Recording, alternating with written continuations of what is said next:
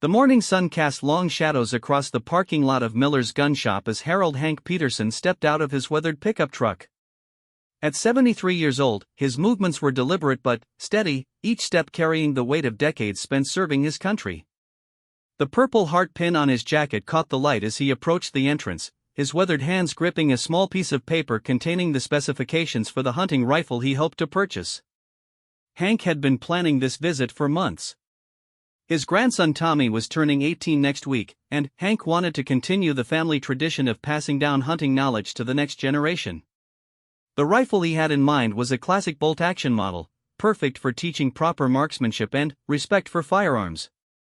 It would be the same type of weapon he had learned on as a boy in rural Montana, before the war changed everything. The bell above the door chimed as Hank entered the shop. The familiar smell of gun oil and leather filled his nostrils, bringing back memories of armories and weapons maintenance from his military days. Behind the counter stood a young man, probably in his early 30s, with carefully styled hair and a polo shirt bearing the shop's logo. His name tag read Derek, Manager. Hank approached the counter with the quiet confidence that comes from a lifetime of earned respect. He had served 2 tours in Vietnam as an Army Ranger, earning not only the Purple Heart but also a Bronze Star for valor during a rescue mission that saved the lives of 6 fellow soldiers. After the war, he had returned home to work as a machinist for 40 years, raising 3 children and never once asking for special treatment despite the shrapnel that still ached in his left leg when storms approached. "Good morning," Hank said, his voice carrying the measured tone of someone accustomed to being heard without needing to raise it. "I'm looking to purchase a hunting rifle for my grandson. Something reliable, bolt-action, good for learning proper shooting fundamentals." Derek barely looked up from the inventory sheet he was reviewing. "We require proper identification and background check paperwork. Do you have a current driver's license and proof of residence?" Hank reached into his wallet, producing both documents along with his veteran's identification card. He placed them neatly on the counter, the same way he had learned to present documents during countless military inspections. Derek glanced at the IDs with obvious disinterest, his attention already seeming to drift toward other tasks. "The rifle I'm interested in is that Winchester Model 70 in the display case," Hank continued, pointing toward a beautiful walnut stock rifle positioned prominently behind the glass. "I'd like to examine it if possible." Derek's expression shifted, and something cold crept into his demeanor. He looked Hank up and down, taking in the older man's simple clothing, his slightly stooped posture from years of physical labor, and the obvious signs of his advanced age. A smirk played at the corners of Derek's mouth. "Look, old man, I don't think you understand how expensive these rifles are," Derek said, his voice dripping with condescension. "That particular model runs about $1,500. Maybe you should be looking at something more in your price range. We have some used shotguns in the back that might be more appropriate for someone like you." Hank felt the familiar tightness in his chest that always came when he encountered disrespect, but he maintained his composure. 60 years of experience had taught him that dignity was not something that could be taken away, only surrendered. He had faced enemy fire, buried friends, and overcome challenges that would break most men. He would not be intimidated by a shop clerk's attitude. "I understand the price," Hank replied calmly. "I have the funds available. I've been saving specifically for this purchase. If you could please show me the rifle, I would appreciate it." Derek crossed his arms and leaned against the counter, his posture deliberately dismissive. "Even if you had the money, which I seriously doubt, there are waiting periods and background checks. The whole process takes time, and, frankly, at your age, I'm not sure it's worth the hassle. Maybe you should consider something that doesn't require federal paperwork. Like a slingshot." The words hung in the air like a physical blow. Other customers in the shop began to take notice of the conversation, some stopping their browsing to observe the interaction. Hank felt the familiar burn of anger rising in his chest, the same feeling he had experienced when facing enemy soldiers who underestimated American resolve. But Hank Peterson had not survived 2 tours in Vietnam by losing his temper at the wrong moment. He had learned patience in the jungles of Southeast Asia, where impulsive actions could get good men killed. He had learned to choose his battles carefully, to wait for the right moment to act. This was not yet that moment. "Son," Hank said, his voice remaining steady despite the storm building inside him, "I've been handling firearms since before you were born. I've served my country with honor, and I've earned the right to be treated with basic respect. All I'm asking for is the courtesy of examining a rifle I'm prepared to purchase legally." Derek's smirk widened into an open display of contempt. "Listen, Grandpa, I don't care what you did 50 years ago. This is my shop, and I decide who gets to handle the merchandise. You look like you can barely afford gas for that rust bucket you drove up in, let alone a premium rifle.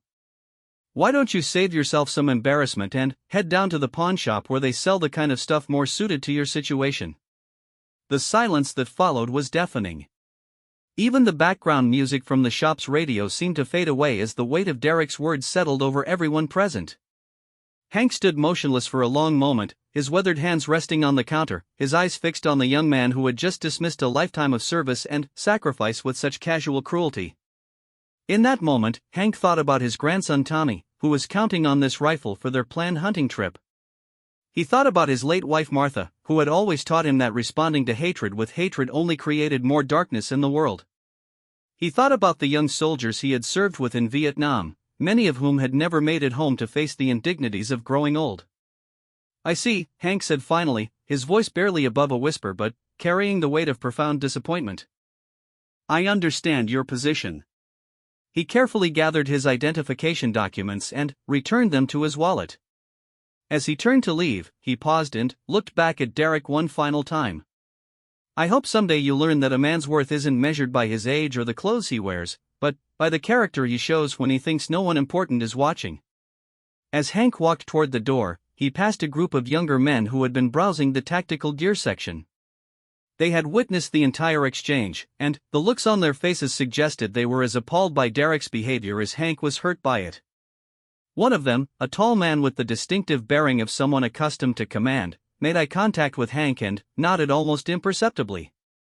The bell chimed again as Hank stepped out into the parking lot. The sun was higher now, and the day that had started with such promise suddenly felt heavy with the weight of disappointment and wounded pride. He stood beside his truck for several minutes, not yet ready to drive home, and explained to Tommy why their planned rifle purchase had failed. Unknown to Hank, his departure marked not the end of this story, but merely the end of the first chapter.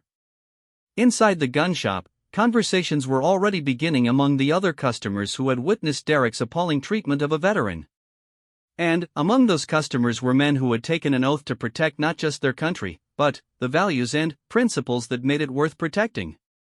The seeds of what would become a lesson in respect and honor had already been planted.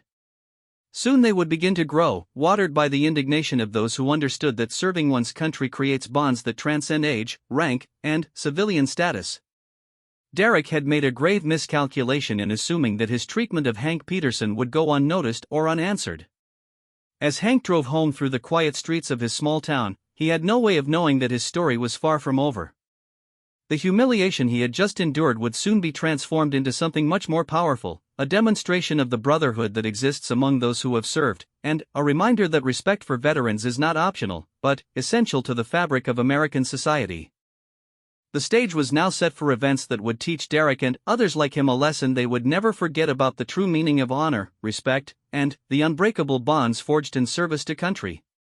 The group of men who had witnessed Hank's humiliation at Miller's gun shop remained in the store for several more minutes after the elderly veteran's departure. There were 4 of them in total, and though they appeared to be casual customers browsing tactical equipment, their synchronized awareness and professional bearing suggested a different story entirely. Marcus Rodriguez was the first to break the uncomfortable silence that had settled over the shop following Hank's exit. Standing 6 feet 2 inches with the kind of physical conditioning that comes from years of elite military training, Marcus was a recently retired Navy SEAL who had completed 3 deployments to Afghanistan and 2 to Iraq. His olive complexion and thoughtful dark eyes missed nothing, and what he had just witnessed had triggered something deep within his core values. "Did that really just happen?" Marcus asked quietly to his companions, his voice carrying barely controlled anger. Standing next to him was David Tank Morrison, whose nickname came not from his build, though he was indeed a powerful man, but from his specialty in armored vehicle operations during his 8 years as a SEAL.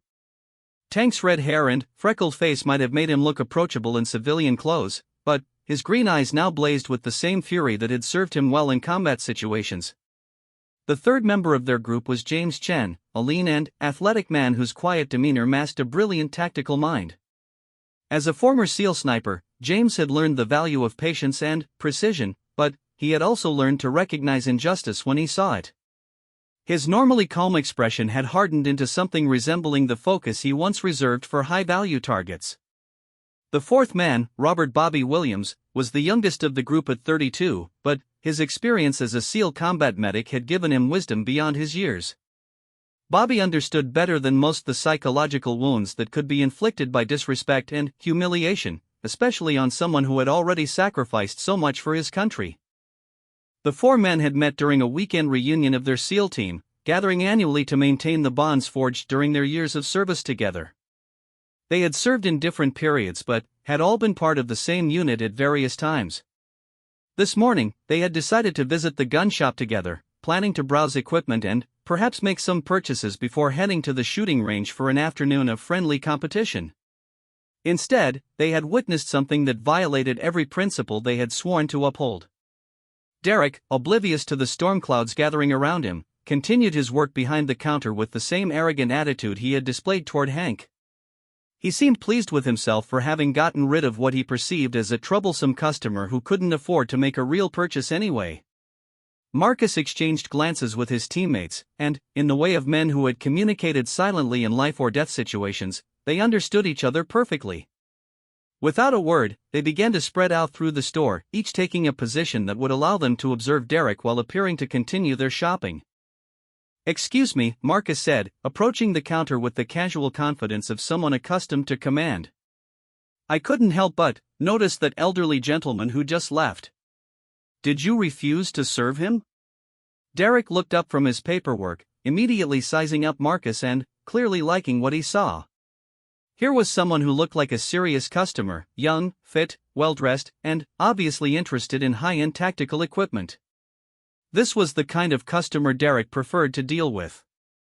"Oh, that old guy?" Derek said dismissively. "Yeah, I had to turn him away. Look, I've been in this business for 5 years, and you learn to spot the tire kickers right away. That man walked in here looking like he just crawled out of a retirement home, talking about buying a $1,500 rifle. I mean, come on. I saved him the embarrassment of having his credit card declined." Marcus felt his hands clench into fists, but his expression remained neutral. Years of special operations training had taught him to control his emotions, to gather intelligence before acting. "Did he show you identification? Proof of funds?" "He had some IDs, sure, but anyone can carry those around. I could tell just by looking at him that he was wasting my time. Besides, at his age, he probably shouldn't be handling firearms anyway. His hands were probably too shaky to pass a safety test." Tank had moved closer to the counter, pretending to examine a display of ammunition while listening to the conversation. His jaw was clenched so tightly that Marcus could see the muscles working beneath his beard. "That's interesting," Marcus continued, his voice remaining conversational despite the fury building inside him. "What exactly made you think he couldn't afford the purchase? Was it something specific he said, or just a general impression?" Derek seemed to be warming to the subject, perhaps interpreting Marcus's questions as agreement with his assessment. "Listen, I've got an eye for these things. The guy was driving some beat-up old truck, wearing clothes that looked like they came from a thrift store, and he had that whole fixed income vibe, you know? I'm running a business here, not a charity. I can't waste time on every old-timer who wanders in here wanting to relive his glory days." At the mention of glory days, something shifted in the atmosphere of the store. James had positioned himself near the rifle display case, and his normally impassive expression had turned to stone. Bobby was examining tactical vests near the front of the store, but his attention was entirely focused on Derek's words. "His glory days?" Marcus asked, his voice taking on a subtle edge that Derek was too obtuse to notice. "What do you mean by that?" "Oh, he was going on about being some kind of veteran. They all do that, you know? Every old guy who can't afford to shop here claims he was some kind of war hero. It's like they think that automatically entitles them to special treatment or something. This isn't the VFW hall, it's a business. The silence that followed Derek's words was profound and dangerous. If Derek had possessed any real understanding of the men he was addressing, he would have recognized the stillness that comes before violence. But Derek was too caught up in his own perceived cleverness to notice that he had just crossed a line from which there would be no return. Marcus took a step closer to the counter, and, when he spoke again, his voice carried the authority of someone accustomed to being obeyed without question. "Sir, I need you to understand something very clearly. That man you just insulted and turned away is exactly the kind of person who earned your right to run this business. While you were probably learning to tie your shoes, he was carrying a rifle in service to this country." Derek's smirk faltered slightly, but his arrogance remained intact. "Look, I don't need a lecture about patriotism from some wannabe tough guy. I support the troops as much as anyone, but that doesn't mean I have to give handouts to every old guy who claims he was in the service."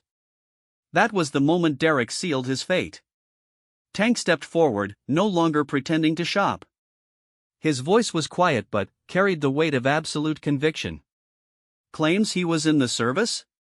Did you bother to look at the identification he showed you? Did you notice the purple heart pin on his jacket? Or were you too busy judging him by his appearance to recognize a genuine hero when one walked into your store?" Derek's face was beginning to redden, but whether from embarrassment or anger was unclear. "Now wait just a minute. I don't have to listen to this from customers. If you don't like how I run my business, you can take your money somewhere else." James had moved to join his teammates at the counter, and his presence added to the growing sense of tension in the store. "Actually," he said in his characteristically quiet voice, "we're not here as customers anymore. We're here as representatives of everyone who has ever worn the uniform of the United States military." Bobby completed the formation, the four SEALs now standing in a semicircle around the counter where Derek was beginning to realize that he had seriously misjudged the situation. "That gentleman you just humiliated," Bobby said, "deserves more respect than you'll ever earn in your lifetime. And we're going to make sure he gets it." Derek's bravado was finally beginning to crack as the reality of his situation became clear. These were not ordinary customers, and this was not going to be an ordinary day at the gun shop.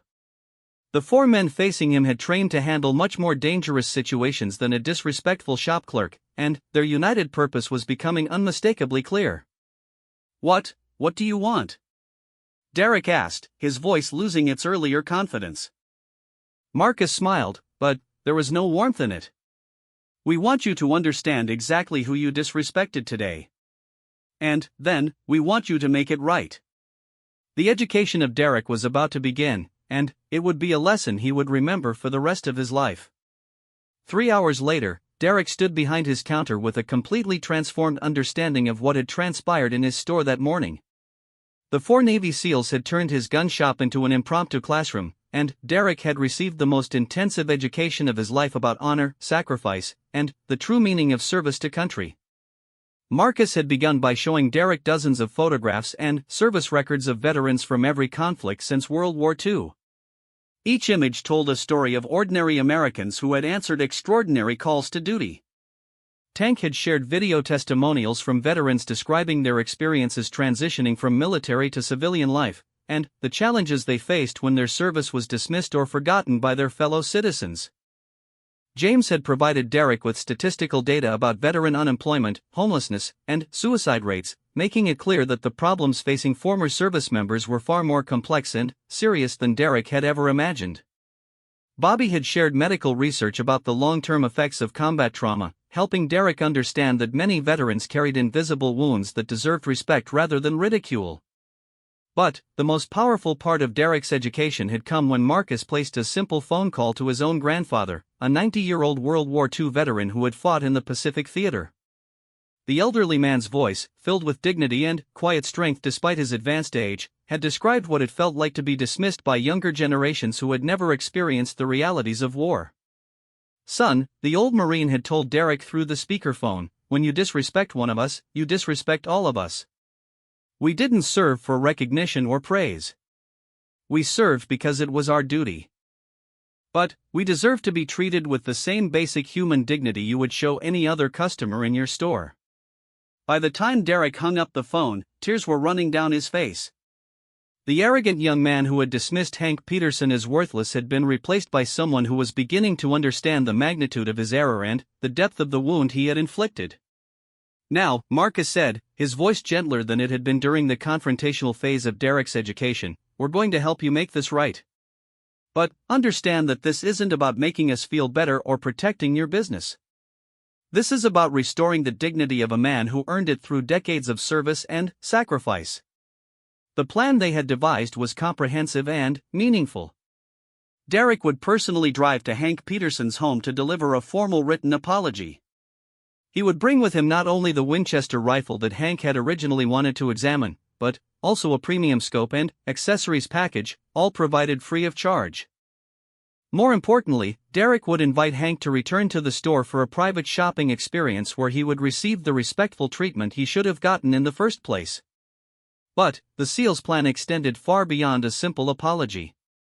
Derek would establish a permanent military discount program that was more substantial than the token gestures offered by most businesses. He would create a memorial wall honoring local veterans, with Harold Peterson's service record holding a place of honor. He would sponsor a youth shooting program specifically designed to teach firearms safety to the children and grandchildren of veterans. Most importantly, Tank explained, "You're going to learn the names and stories of every veteran who enters your store. You're going to treat them not as customers, but as the heroes they are.